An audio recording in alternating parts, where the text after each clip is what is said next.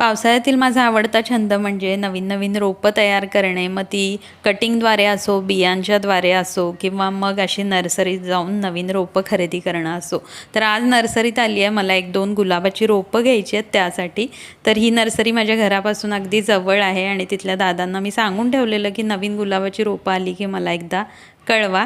तर त्यांनी मला सांगितलं. मग मी आलेली आहे या ठिकाणी. या ठिकाणी प्लांटर होल्डर देखील मिळतात.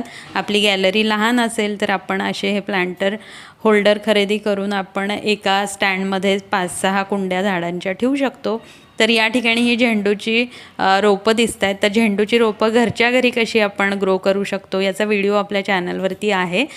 तर या ठिकाणी मी गुलाबाची जी रोपं घेतली होती ती रिपॉट करून घेते आहे त्या नर्सरीतल्याच या मुलाकडून. तर अगदी व्यवस्थित छान थोडंफार खत घालून ते छान आपल्याला रिपॉट करून देतात. तर जी 2 गुलाबाची रोपं घेतली ती मी तुम्हाला पुढच्या व्हिडिओमध्ये शेअर